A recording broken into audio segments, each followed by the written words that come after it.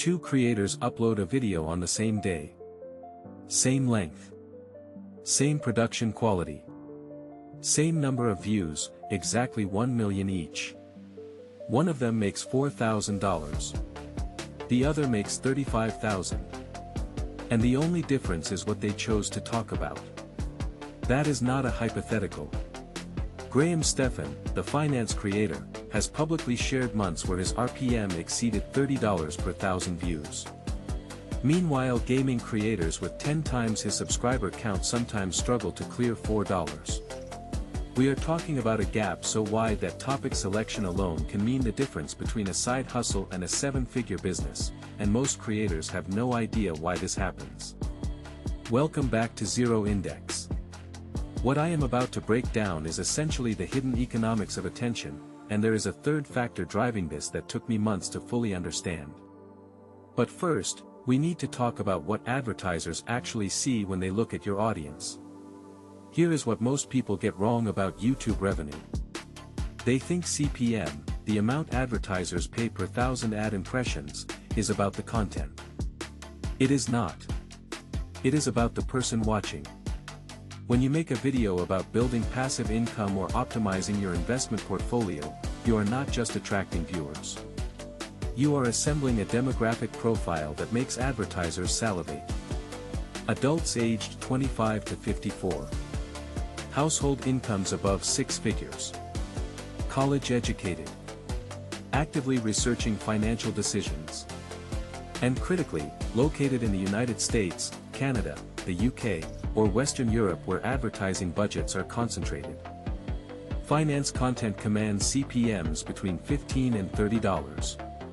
Technology sits at 10 to 20. And entertainment, gaming, reaction videos, comedy skits, $1 to $5. I want to be precise about this because most people miss it. This is not YouTube being unfair. This is advertisers making rational calculations about customer lifetime value. Think about it from their perspective. A credit card company acquiring a new customer might earn thousands of dollars over that relationship. A brokerage firm signing up an investor could see 6 figures in assets under management. An AI software company landing an enterprise contract that is $50,000 annually minimum. These advertisers are not buying impressions. They are buying access to people about to make expensive decisions. Now compare that to someone advertising mobile games to teenagers. The average revenue per user might be $3. The math simply does not support premium ad rates. And this is where it starts to get uncomfortable for creators who chose their niche based on passion alone. There is another layer to this that compounds the problem. Where your audience lives matters almost as much as what they watch. I pulled data from multiple creator earnings reports and the pattern is stark. A view from the United States can be worth 5 to 10 times more than a view from Southeast Asia or South America.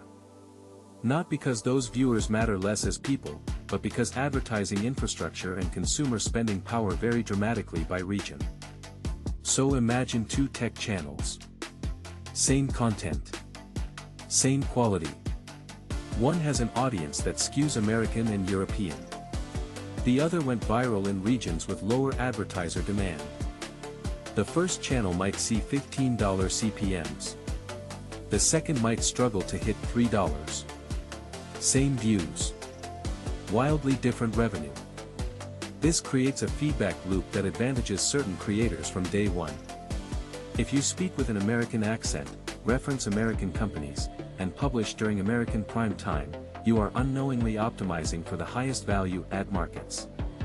Creators outside that ecosystem often have to work 3 times as hard for the same revenue.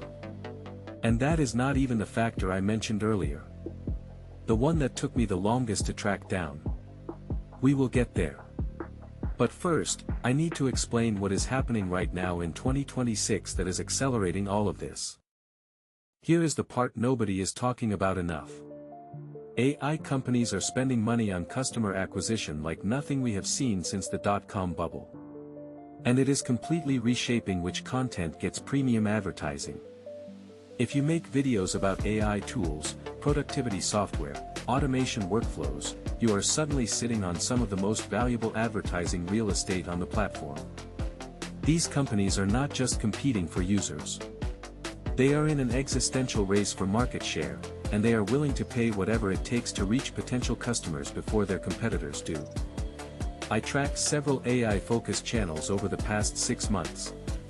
Creators covering tools like ChatGPT integrations, AI coding assistants, and automation workflows are reporting CPMs that would have seemed impossible 2 years ago. We are talking 25, 30, sometimes higher during peak acquisition periods. This is not sustainable forever. Eventually the market will consolidate, budgets will tighten, and CPMs will normalize. But right now, in this specific window, there is a genuine arbitrage opportunity for creators who understand what is happening. And this connects to something broader that I think most people are missing entirely. So let me finally close the loop on what I mentioned at the beginning. The third factor that really explains everything. CPM differences are not just about demographics or geography. They are about intent. Specifically, where the viewer is in their decision-making process while watching your content. Someone watching a finance video is often actively researching. They want to open a brokerage account. They want to refinance their mortgage. They want to understand if they should buy or sell. The video is part of their purchasing decision. Someone watching a tech tutorial is often about to buy software. They want to know if this AI tool is worth the subscription. They want to compare options before committing their company's budget. But someone watching entertainment, they are relaxing. They are not making decisions. They are consuming content as an end in itself, not as research for a purchase. Advertisers can track this. They know that finance content viewers convert at dramatically higher rates than entertainment viewers.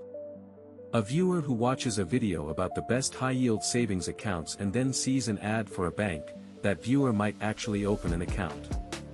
A viewer watching a gaming stream who sees the same ad is almost certainly going to skip it and never think about it again. This is the fundamental asymmetry. Same impression.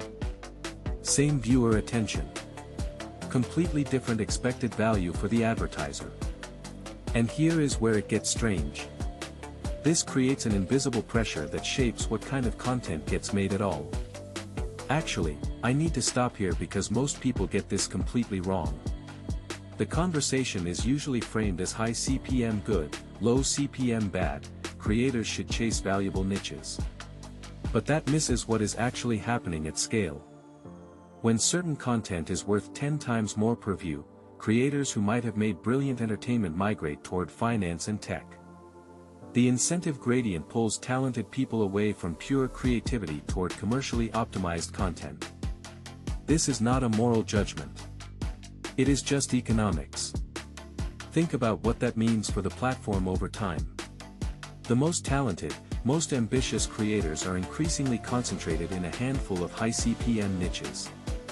Entertainment content gets left to creators who either do not understand the economics, do not care about maximizing revenue, or cannot credibly pivot into premium topics. I will be honest, I did not see this coming when I started researching this topic. I thought this would be a straightforward video about CPM differences. But the more I dug, the more I realized this is actually a story about how advertising economics invisibly shape culture. The videos you never see, the brilliant comedy sketch that was never made because the creator pivoted to AI tutorials, the innovative gaming content that never got produced because the channel could not sustain itself on $4 CPMs, that is the hidden cost of this system. So where does this leave you if you are a creator, or thinking about becoming one? The uncomfortable truth is that your topic selection is probably the single highest leverage decision you will make. More important than thumbnails. More important than titles. More important than upload frequency. The niche determines the ceiling. But I do not think the answer is that everyone should make finance content. That would be terrible advice. The market would flood, differentiation would become impossible, and most people would fail anyway because they do not actually care about the subject. What I do think is valuable is understanding the game you are choosing to play. If you want to make entertainment content, know that you are optimizing for something other than maximum revenue per view. That can be a completely valid choice. But it should be a choice, not an accident. If you are building content as a business and revenue matters, the data is unambiguous. Finance, technology, B2B topics, AI, and productivity are where the money flows. A channel with 100,000 views per month in those niches can outlearn a channel with 1 million views in entertainment. Here is the question I keep coming back to, and I genuinely do not know the answer. If we collectively understand that advertising economics shape what content gets made, does that change anything? Or is this just the invisible hand doing what it always does, allocating resources toward commercial value regardless of cultural value? I think about this more than I probably should. If this is the kind of thing you want to think about too, subscribe and I will see you in the next one.